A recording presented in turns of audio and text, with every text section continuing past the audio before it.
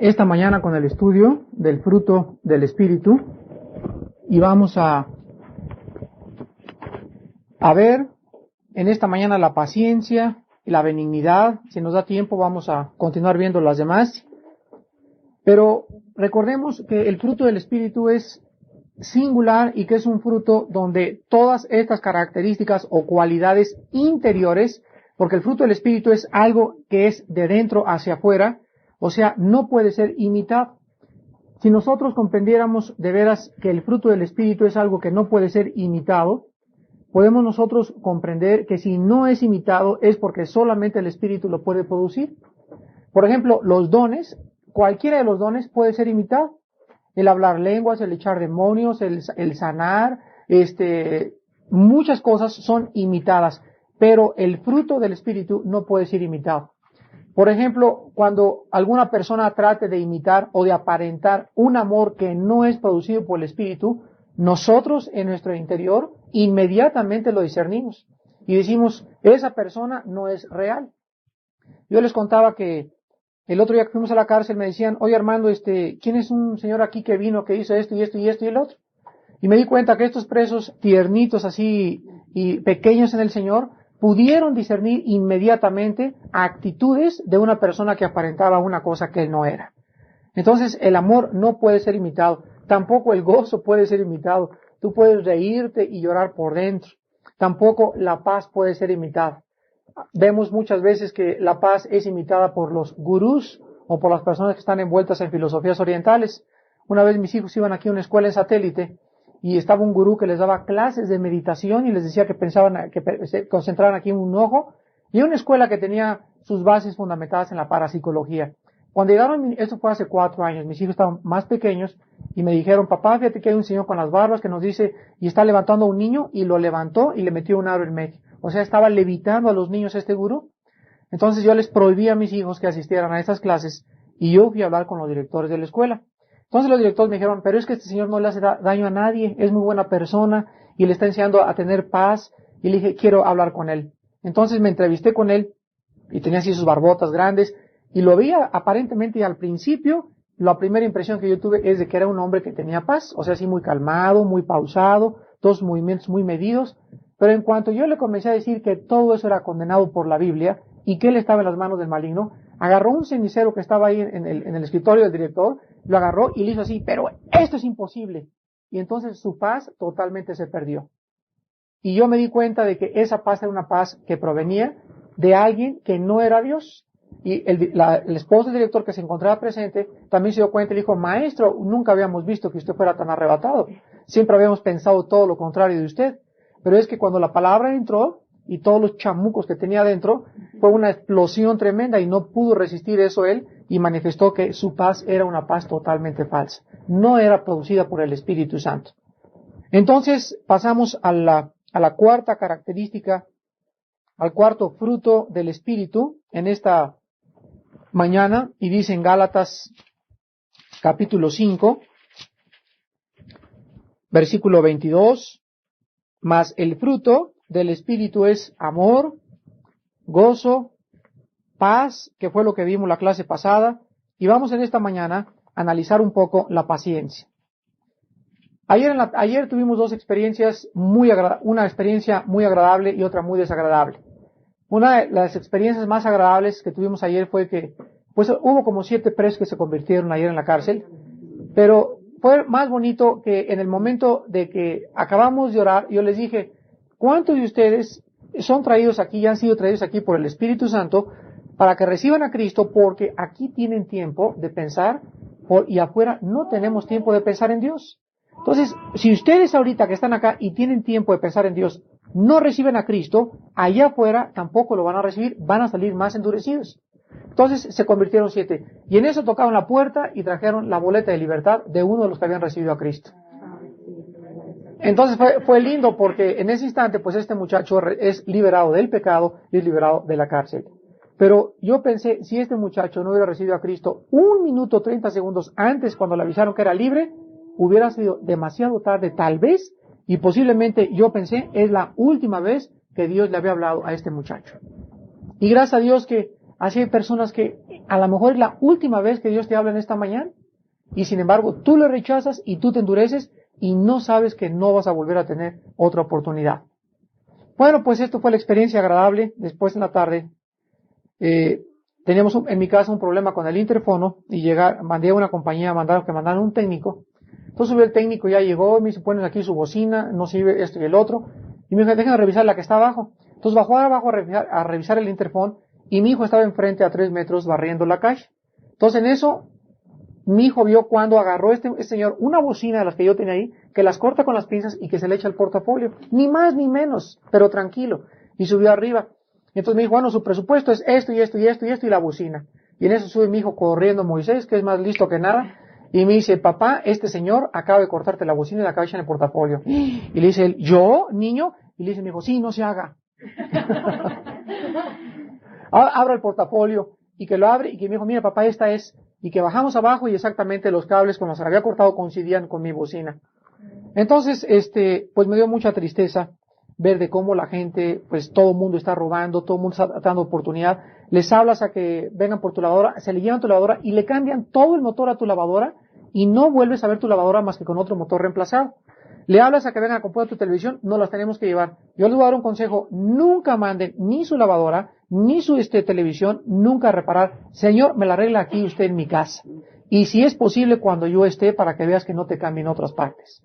Porque el mundo, dice en Timoteo, irá de mal en peor, engañando y siendo engañados. Y nomás abre la puerta al pintor o al plomero, al que sea en tu casa, y va a buscar la manera de llevarse el cenicero, o la pulsera, o el reloj, o lo que encuentren. Esta es la sociedad, y estas son las características de la sociedad que estamos viviendo. Cuando yo tuve este asunto ayer en la tarde en mis manos, mi antigua naturaleza, inmediatamente pues pensé esto. Pensé que le iba a decir yo a este muchacho, mira, tienes 2 caminos. 1, te meto a la cárcel, o 2, me arreglas, porque me había hecho un presupuesto de 5,500 pesos, solamente para conectarme a un interfono, no había ni piezas ni nada que reponer. Le dije, o me arreglas gratuitamente todo mi sistema, o te meto a la cárcel. Pero sin embargo, yo pensé que esto no era correcto si yo quería tener una buena conciencia delante de Dios. Lo correcto en este caso para mí era hablar a la compañía y reportarlo y decirles que tenían un empleado que había venido a mi casa a robarme. Porque la compañía tenía que saber la clase de empleados que ellos tienen. Y fue exactamente lo que mi esposo y yo decidimos hacer. El señor se fue, no le hice nada, y le hablé al gerente y le dije, señor, aquí uno de los empleados me vino a robar la bocina. No, que cómo es posible que esto y el otro sí. Y ahora exijo la total reparación del daño, porque estos son daños y prejuicios.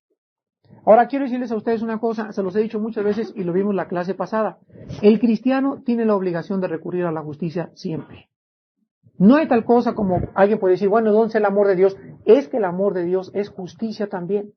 Y si esta persona no escarmienta o no le dan un merecido, nosotros le estamos haciendo más mal, o sea, sería sentimentalismo, no sería amor. Porque el perdón por la justicia no es amor, es sentimentalismo. Entonces, el que la hace, dice la Biblia, la paga. Y Dios, dice en Romanos 13, ha dado la espada a los magistrados para que castiguen al malo. La ley no fue dada para el justo, fue dado para los parricidas, para los ladrones, para los asesinos, para los asaltantes. Entonces, ellos tienen que ser castigados, porque al hacerles aplicada la ley, la justicia de Dios se está manifestando. Ahora, hay otra oportunidad, por ejemplo, también otro caso. Llega un ladrón en tu casa y se te mete a robar y tú lo agarras al ladrón. Él no viene de ninguna compañía. Entonces, yo he pasado en mi casa una vez hace mucho tiempo. Entonces, lo agarré, le quité las cosas y le dije, mira, no te meto a la cárcel nada más porque Dios es muy grande. Entonces me dio oportunidad de darle el plan de la salvación y hablarle y decirle, tu vida va de fracaso en fracaso y yo sé que si te vas a la cárcel te van a amolar más y vas a salir peor de esa cárcel. Yo te pido que recibas a Jesucristo. Pero yo no tenía oportunidad de hablarle a nadie que lo conociera más que a la policía que se lo llevara. Entonces lo dejé ir de mi casa. Le dije, vete, que Dios te bendiga. Pero sin embargo, estos son actitudes que, repito, tienen que ser manifestadas, dirigidos por medio del Espíritu Santo dentro de nuestras vidas.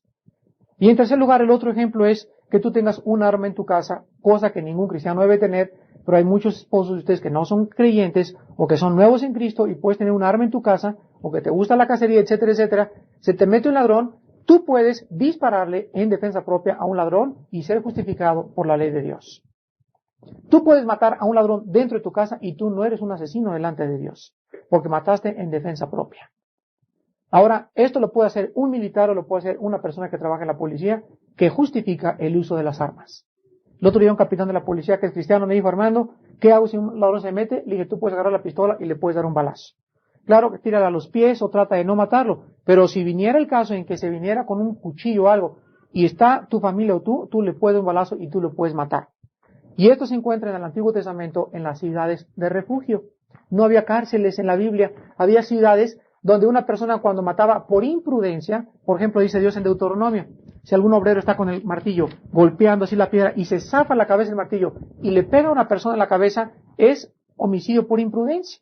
Esa persona se tiene que ir a una ciudad de refugio donde mientras investiga el caso es protegida, pero no puede ser de ninguna manera castigada.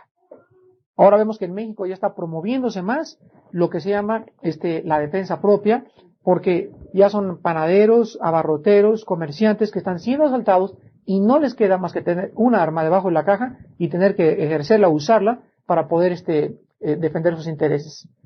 Antier asaltaron un camión de la ruta 100, estaba leyendo ahorita en el periódico de la mañana en el Heraldo, 3 muchachos en la colonia Nápoles y Detroit, por el Hotel de México.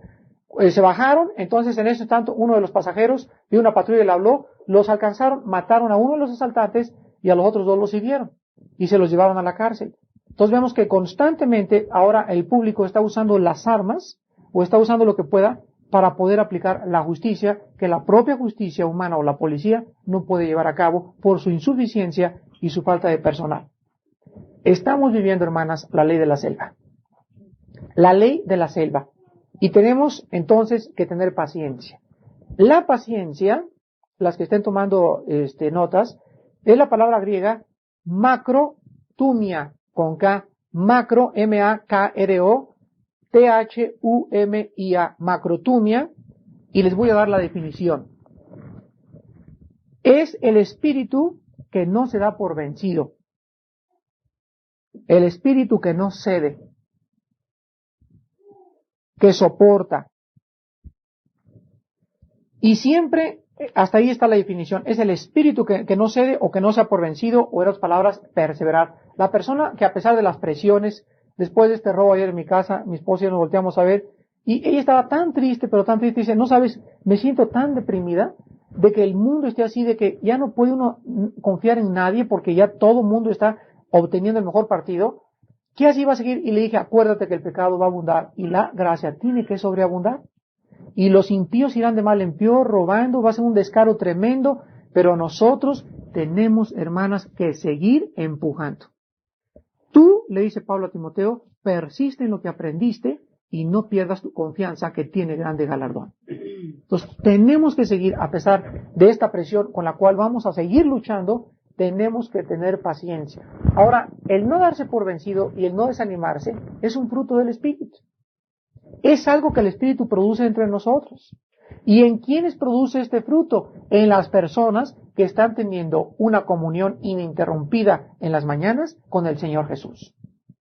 En la persona que está caminando en el Espíritu. Entonces, si tú pierdes la paciencia o te desanimas, implica que estás cediendo terreno. Y cuando te dices, ya, qué caramba, ni saca aquí la espada y que te quites el casco y te bajas del caballo, ándale el caballo, váyase para allá. Y se va el caballo y se va 100 o 500 metros. Y los cristianos que siguen peleando, siguen pasando junto a ti. Y tú te sientas bajo de un huizache, ahí debajo de un árbol, en la sombrita, ya que nadie, te sientas ahí, te pones ahí. Tú has pasado 4 horas, 5 horas, y los cristianos siguen, pero el fuego, aunque tú te sientes y digas que no quieres seguir peleando, el fuego de artillería te sigue bombardeando. Y al ratito te cae una granada y te cae esto y dices, chihuahuas, pues yo tengo que seguir peleando. ¿Y dónde está mi escudo y mi caballo? Tráigame mi caballo. Y te das cuenta que no tienes ni puedes darte el lujo de poder descansar. No puedes darte el lujo de decir, ya no quiero seguir peleando, ya quiero olvidarme de todo, porque sería casi un suicidio moral. Es como si dijeras al enemigo, me entrego en sus manos, tortúreme, hágame lo que quieran. Entonces, o empujamos o retrocedemos. Y dice la Biblia, entonces no perdáis pues vuestro galardón. Cuando nosotros nos armamos de este pensamiento, entonces vamos a ser maduros. Las mujeres y los hombres que tienen actitudes constantes de desánimo, de que ya no quiero y ya estoy harta y esto y el otro, y de veras abandonan las armas, están manifestando inmadurez emocional. O sea, no han madurado, no son adultos, son niños que todavía quieren saber que la manzana es dulce y que si tiene un gusano no se la come. Entonces, ¿cuántas de ustedes, hermanas, están manifestando inmadurez emocional ante la actitud que ustedes tienen a los problemas con los cuales están enfrentando? Entonces, o tú demuestras que ya eres madura y, bueno, es la vida, llorar, sufrir y empujar, pero ahí viene aquel que prometió, tenemos un ancla grande que es la esperanza en Cristo. La vida cristiana es una vida de esperanza, de estar esperando constantemente la bienaventurada manifestación y la gloriosa aparición de Jesucristo en el aire. No podemos darnos por vencidas.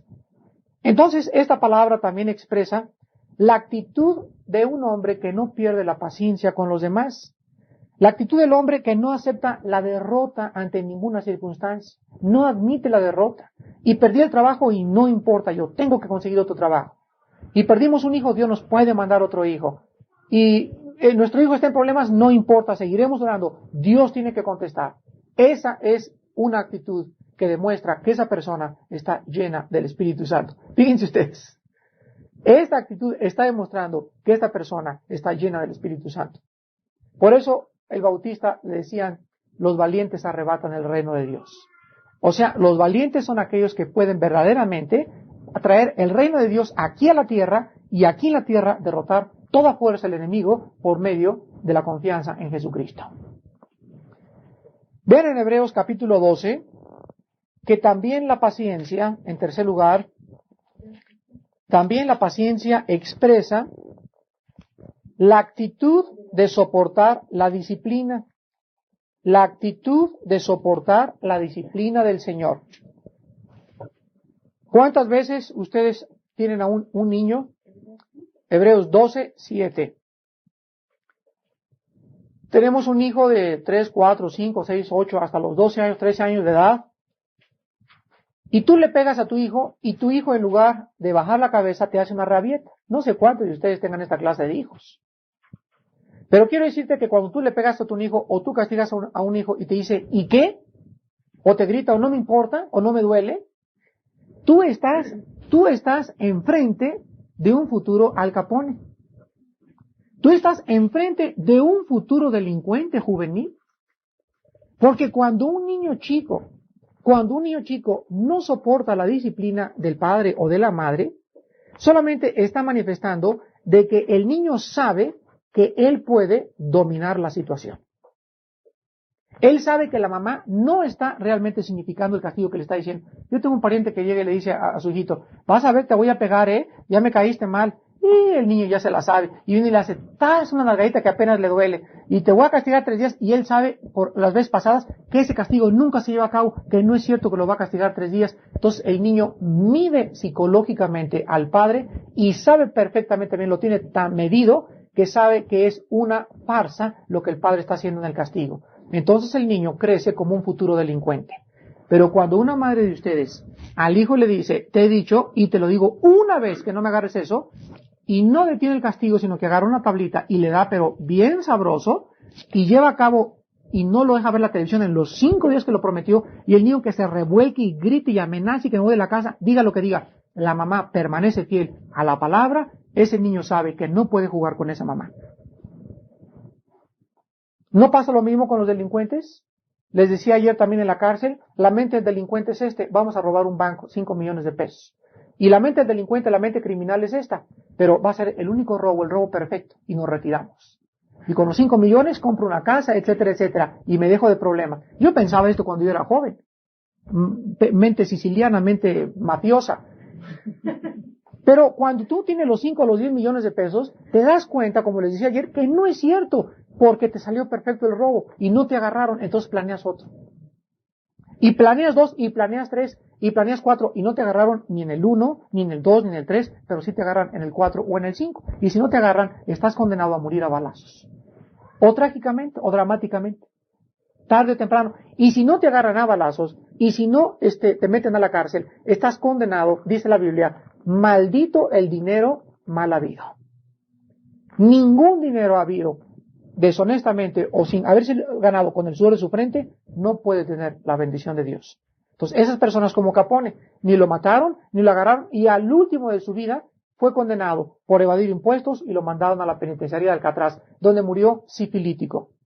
Como un perro, retorciéndose los dolores, y todavía lo pateaban y lo apedreaban todas las personas a las cuales le había hecho un grande mal. Esta es la condena de las personas que creen escaparse de la justicia humana, pero se olvidan de la justicia divina. El que derramare sangre por la espada del hombre será derramada, porque la paga del pecado es la muerte. El hombre no puede engañar ni burlar a Dios. Entonces, esta actitud dice en Hebreos 12, versículo 7, si soportáis la disciplina, fíjense que se nos dice, si soportamos, es un sí condicional. Dios nos trata como a hijos, porque ¿qué hijo es aquel a quien el padre no disciplina? ¿Qué significa lo siguiente? Le digo a mi hijo, mira hijito, si tú aceptas mis garrotazos, y si tú aceptas mi castigo, te voy a tratar como un hijo. Pero quiero decirte una cosa, si tú persistes en eso, no te puedo tratar como un hijo, te tengo que tratar como un animal. Y constantemente les digo a mis hijos, no saben lo que me duele pegarles.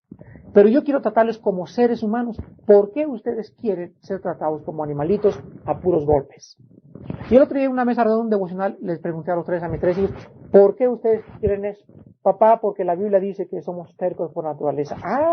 Entonces lo sabemos que la necesidad está negada del corazón. Entonces reconocen que tenemos que variarlos. Sí, papá. Entonces entiendan que nunca les pegaremos porque les odiamos, ni porque les queremos hacer un mal, sino porque es la única manera de que ustedes entiendan. ¿Cuántas veces Dios te va a hacer entender, querida hermana en Jesucristo, en esta mañana, que tienes que orar todas las mañanas? Ya te lo dijo el estudio pasado, te lo dijo hace 2 meses, te lo dijo hace 3 meses, y se te sigue olvidando, y se te sigue olvidando, y Dios es paciente, Dios está esperando, Dios usa sus palabras durante 3 o 4 años, pero quiero decirte que cuando venga la tribulación y la angustia, y entonces venga lo que tú temes, llamarás, y Él no va a responder. Señor, pero ahora sí, tengo un problema con mi hijo y descubrí esto de mi esposo y ahora sí me voy a poner a orar. Entonces Dios te dice, todo fue un acumular o un atesorar ira para el día de la ira. Y durante todo ese tiempo se acumuló, y cuando te suelta la pedra arriba de tu casa, te cae un rocón de este tamaño que te derrumba casi y tu casa está al borde de la desintegración. ¿Y dónde está la raíz? Que tenías meses, te venían los estudios y todo, pero no te habías disciplinado en buscar a Dios tú sola en la mañana con la palabra y haber desarrollado un hábito de orar todos los días. ¿Cómo queremos que Dios nos hable? ¿Con palabras lindas de amor como ahorita nos está trayendo con cuerdas de amor hacia Él? ¿O va a tener que usar la vara en muchos de nosotros? Depende de nuestro entendimiento y de nuestra capacidad de discernir que Él quiere lo mejor para nosotros. Y lo obedecemos o lo obedecemos. Y criticamos a nuestros hijos que no obedecen y nosotros somos peores. Somos más cabezones y más testaduros que nuestros hijos. Entonces, con la vara que estás midiendo a tu hijo, fíjate, es con la vara con la que Dios te va a medir. Y en último lugar, vemos también ahí en Hebreos capítulo 6, que no solamente la paciencia expresa la actitud de ser o de soportar a nuestros hermanos, no perder el desánimo, y también expresa la actitud de que debemos soportar y si Dios me castiga y Dios me manda estas cosas en mi vida, yo tengo que decirle, Señor, gracias, porque si no fuera por esto no podría entender. Yo continuamente, cuando tengo problemas en mi hogar, no se imaginan, después de los problemas, cuántas gracias le doy, porque le digo, Señor, esto forma parte de tu disciplina, pero que no hay vuelta de hoja. Que tengo un problema con mi esposa, que tengo un problema con mi hijo, que me hablan en la escuela, que su hijo acaba de reprobar 2 o 3 materias, en todas las circunstancias Dios me está hablando. Y en todo tengo que decir, Señor, ¿qué me estás diciendo que mi hijo acaba de reprobar? ¿Qué me estás diciendo que mi hijo lo corrieron? ¿Qué me estás diciendo con el problema con mi esposa? ¿Qué me estás diciendo con esto? En todo Dios nos habla y tenemos que reconocer su voz. ¿Qué me estás diciendo? Armando ha sido muy descuidado con tu hijo. No le estás revisando las tareas. Él no tiene los devocionales suficientes. Tenemos que discernir, mis hermanas. ¿Qué nos está diciendo Dios? A través de todo lo negativo. Todo lo negativo. Y Señor, gracias que lo corrieron ahorita. Gracias que reprobó ahorita. Gracias que está pasando esto. Porque podía ser 10 veces peor. Entonces, ahorita que nos está hablando, no despreciemos su disciplina. Soportémosla. Señor, lo recibo con angustia en mi corazón. Amo a mi hijo, amo a mi esposa, amo a mi hogar. Yo quiero otra vez levantar esta pared que se me estaba cayendo. Este hoyo por donde se me estaban metiendo las ratas. Vamos a agarrar el cemento con paciencia, volver a reparar el hoyo y estarnos fijando continuamente que no debemos desesperarnos ni perder el ánimo. En lugar de decir, chamaco, yo te dije, tomando una escuela de gobierno, no sirves para nada, por aquí, por allá, cálmate. ¿Cuánta de esa culpa la tienes tú? ¿Cuánta de esa culpa la tenemos nosotros? El martes 6 de diciembre, aquí en la Dama Edición del Restaurante Pozzocali, pues les voy a dar un mensaje sobre por qué se revelan los hijos al grupo de damas de decisión. Es el martes 6 de diciembre. Creo que es el 6 de diciembre, es el primer martes de diciembre. Y el mensaje va a ser por qué se revelan los hijos. Y ahí vamos a hablar las causas por las cuales muchas veces nosotros creemos, este hijo le voy a hacer esto y le voy a hacer el otro, pero la Biblia dice, examínate a ti mismo. Con espíritu de mansedumbre, examínate y considérate que tú no has hecho lo mismo que tu hijo está haciendo. Señor, yo no me porto mal en la escuela, yo no me porto mal acá, no te estoy hablando de otras cosas, te estoy hablando de responsabilidades mayores. ¿Estás orando con tu hijo? ¿Estás leyendo de la Biblia a tu hijo? ¿Te estás identificando con él? ¿Lo estás abrazando después de que le pegas y le dices que le amas, pero que necesitan comprender, etcétera, etcétera? Si no hay esta actitud de nosotros, estamos menospreciando la disciplina de Dios. Ahora, la palabra disciplina significa instrucción. Dios a sus hijos no los castiga, los disciplina. Al malo lo castiga y la ira de Dios está sobre el malo, pero a los hijos los instruye, los disciplina para que no se aparten del camino. Y en Hebreos 6, versículo 12, vemos que la paciencia, o sea, este espíritu de ánimo de perseverar, es importante para recibir cualquier cosa de Dios. A fin de que no os hagáis perezosas, sino imitadoras de aquellas que por la fe y la ¿qué? Y la paciencia heredan las promesas. O sea, tú puedes decir, como dijimos anteriormente, bajarte el caballo, bajar la espada, quitarte el casco y decirte, yo no quiero seguir trabajando, yo no quiero seguir peleando, es cuando tú crees que puedes descansar. Ahí estás perezosa, floja, ya no quieres seguir en la vida cristiana, sin saber que cuando te subas al caballo otra vez y te pongas el casco y la espada, vas a tener que pelear 3 veces más. O sea, va a ser 3 veces más dura la batalla. De veras. Es como el niño que dice, de febrero a marzo, no voy a estudiar. Ya estoy cansado de tanto estudio. Pero no sabe que cuando vengan los exámenes o cuando pase de año, va a tener que estudiar los 2 meses, o sea, ese tiempo lo va a tener que reponer a fuerzas. A fuerzas. Y si no lo repone, se le van a acumular los problemas y se le van a acumular hasta el momento que pueda llegar a reprobar totalmente el año. Lo mismo pasa con nuestras vidas cristianas. Debemos, dice la Biblia, de ser imitadores de aquellas que por la fe y la paciencia heredan las promesas. ¿Se acuerdan de Sara? Que Dios le dijo que iba a ser mamá. Y pasaron 25 años y dice Sara, nada. ¿Y qué fue lo que hizo Sara? Perdió la paciencia. ¿Y saben lo que hizo? Le dijo a Abraham, yo creo que con Sara, con mi sirvienta, puedes tener relaciones. Y a lo mejor el hijo va a venir por ella. Y entonces arregló la situación para que su esposo se metiera con la sirvienta, y entonces nació Ismael, de donde descienden los árabes. Entonces tenemos ejemplo de mujeres como Sara, pero fíjense, 25 años. ¿Y ustedes cuántos años están esperando para la conversión de sus esposos? Creo que llevan 2 o 3 o 4 o 5 a lo mucho. Yo creo que Sara, con mucha razón, Dios nos muestra sus debilidades humanas, pero tenía a la mujer 25 años y el hijo no llegaba. Fíjense lo que Dios le estaba diciendo, que no era el tiempo de ella, era el tiempo de Dios. Entonces, hermana, tu paciencia, no darte por vencida y tu ánimo en la vida, obrará que Dios conteste más pronto todas tus promesas. Y en Hebreos 10:36,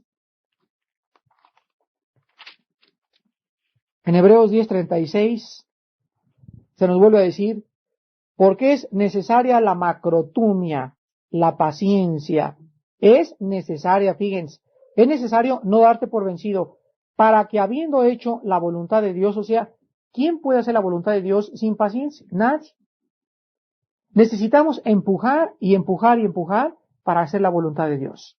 ¿Cuál es la voluntad de Dios para ustedes? Que con vuestra conducta ganen a sus maridos. Ahora, si tú te das por vencida y dices, mi esposo no tiene remedio, en ese instante tú acabas de aventar todas las posibilidades que estaban listas para ser usadas para la formación de tu propio carácter. Entonces, dice la Biblia que es necesaria ese espíritu que no sea por vencido.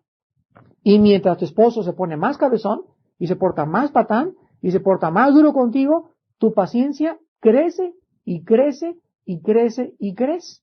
Y llega un momento que eres tan madura que realmente ves a tu esposo y lo ves como una persona de veras espiritualmente muerta y ya no lo quieres tanto para ti como para el Señor Jesucristo. Pero por mientras Dios ha desarrollado un fruto inmensamente valioso que es necesario en todos los cristianos, el no darte por vencido en las circunstancias de la vida. Muy bien, pasemos ahora otra vez a Gálatas, al quinto fruto, que es la benignidad. La benignidad. Vean ustedes que aquí hay dos palabras, benignidad y bondad, pero las dos son totalmente diferentes y vamos a ver su análisis teológico para que comprendamos la diferencia entre ser benigno y ser bondadoso. El fruto de la benignidad, o la palabra griega benignidad, es la palabra Chrestotes, Chrestotes, o sea, Chrestotes. Y esta palabra significa la bondad del corazón, la bondad del corazón, o preocupación por los demás. Fíjense, o sea, es una actitud de las emociones de las personas. Y vean ustedes Efesios 4,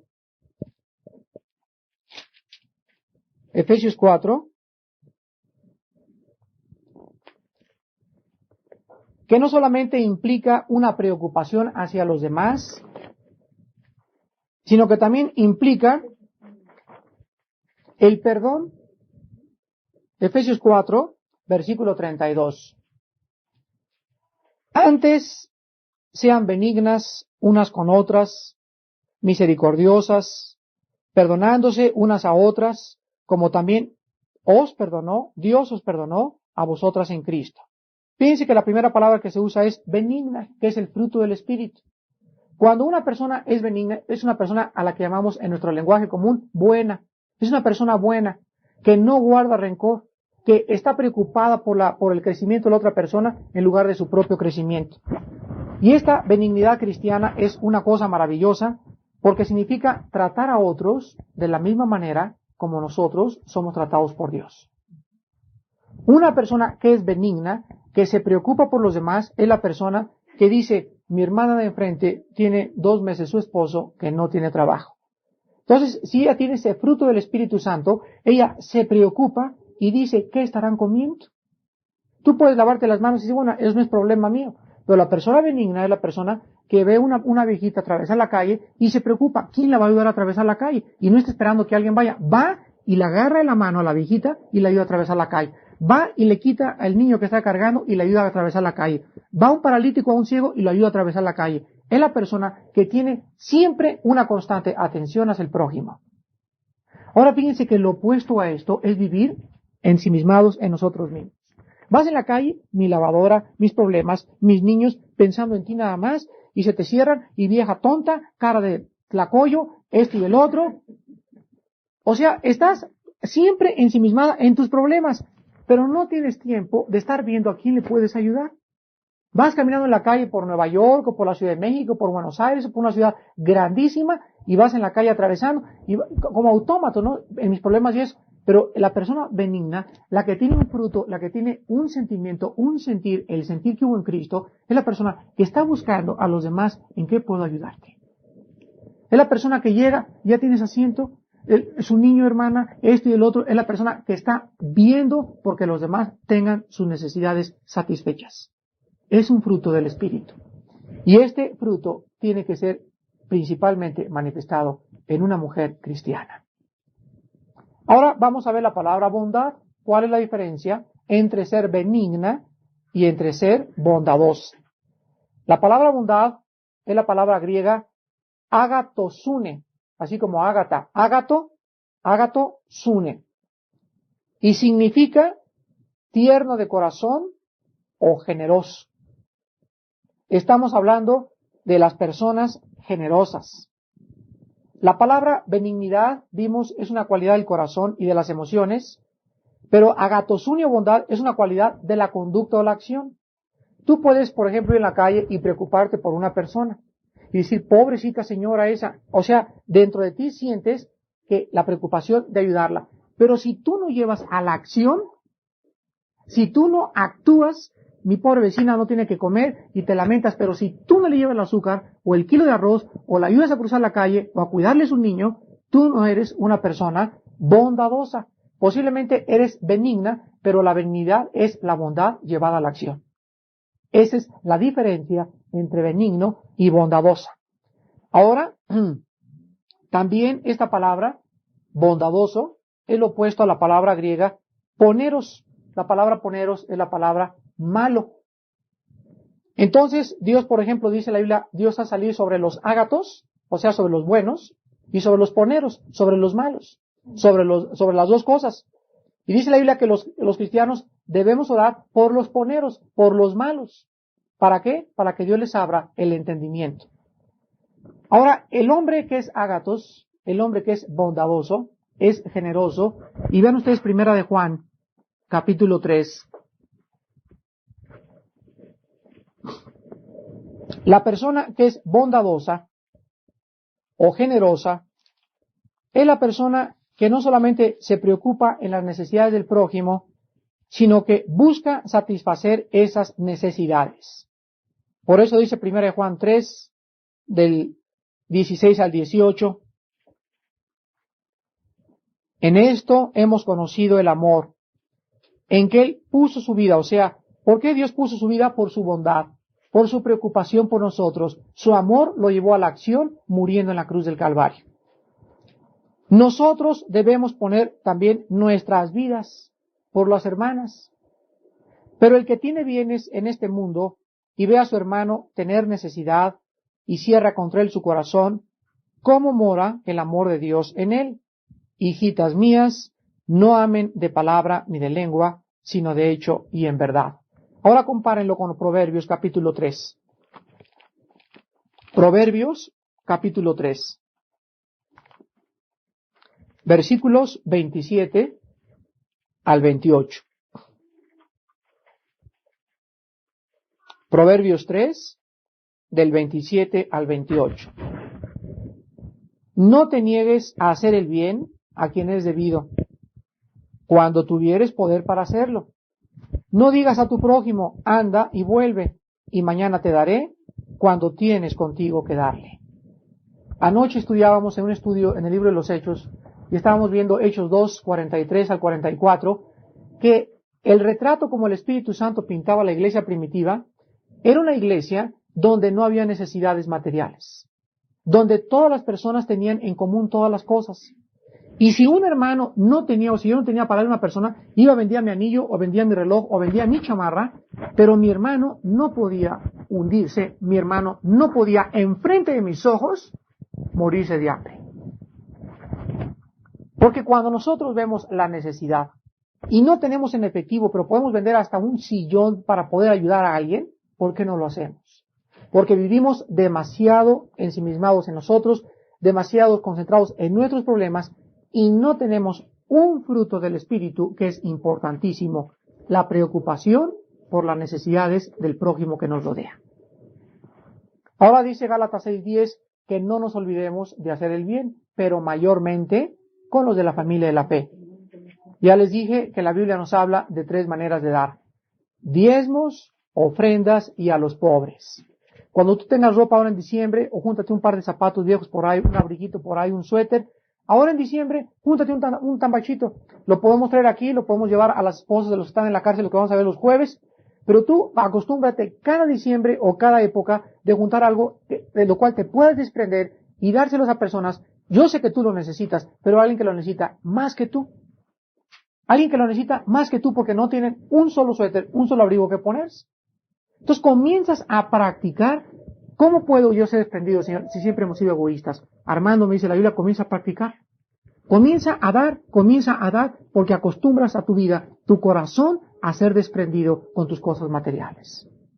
Y si nosotras, hermanas, no somos desprendidas, y ustedes no tienen compasión por las hermanas pobres cristianas, hermanas en Cristo, pobres cristianas, y cada semana Mi esposa, por ejemplo, le digo, hace 1 año y medio hicimos este trato.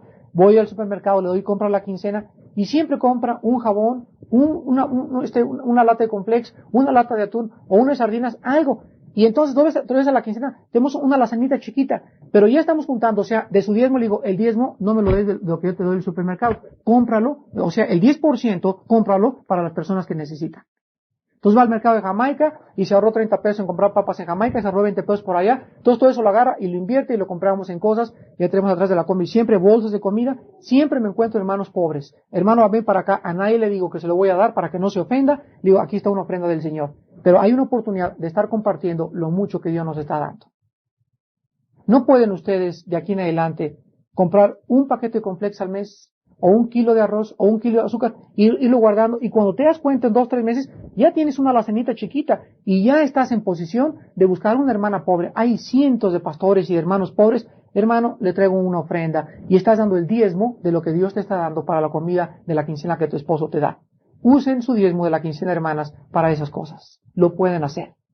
Y están ustedes ejercitando y están manifestando un fruto del Espíritu, que es la bondad del corazón de preocuparse por las necesidades del ser humano. Vamos a despedirnos.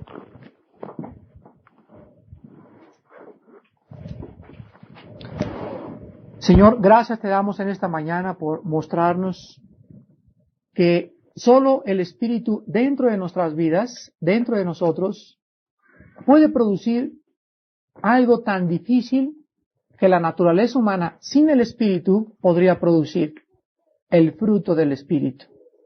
Esto es producido solamente cuando tenemos una comunión continua contigo y cuando en nuestro corazón existe el deseo de hacer tu voluntad. Señor, tú puedes producir en nosotros un ánimo férreo, un ánimo de acero, Señor, un ánimo que no se dé por vencido, un ánimo que no nos pueda impulsarnos a desmayar. Solamente puede ser producido por tu Espíritu, y sabemos, Padre, que te necesitamos hoy más que nunca. Es tan difícil la vida y las presiones que debemos continuar con esa paciencia, que es el fruto de un espíritu de una mujer que está viviendo y caminando bajo tu voluntad. Señor, te pido que mis hermanas no se den por vencidas, porque las promesas tardan muchas veces, pero vienen y se cumplen, porque tu palabra es más pura, Señor, que la plata refinada en horno de tierra 7 veces. Señor, te pido también que mis hermanas sean benignas, sean generosas, Señor, y nos preocupemos todos por las necesidades tan grandes que tenemos en el mundo que estamos viviendo. Padre, nos has bendecido ricamente, y no sabemos que en comparación hay personas que ni siquiera tienen hoy en la mañana un huevo que freírse y un pedazo de pan que comer. Y en nuestra casa, Señor, nuestras alacenas están llenas, no tenemos todavía ese extremo de pobreza, pero podemos acordarnos que hay personas que sí lo tienen y son hermanos nuestros en la fe. Señor, que cada quincena podamos apartar algo de comida para los pobres, para los cristianos pobres y para las personas que te necesitan, para mostrar, Señor, no solamente la ayuda, sino comenzar a disciplinar nuestra vida, a ser desprendidos y conscientes de las necesidades del ser humano con el cual vivimos. Tú viniste, Señor, y moriste en la cruz.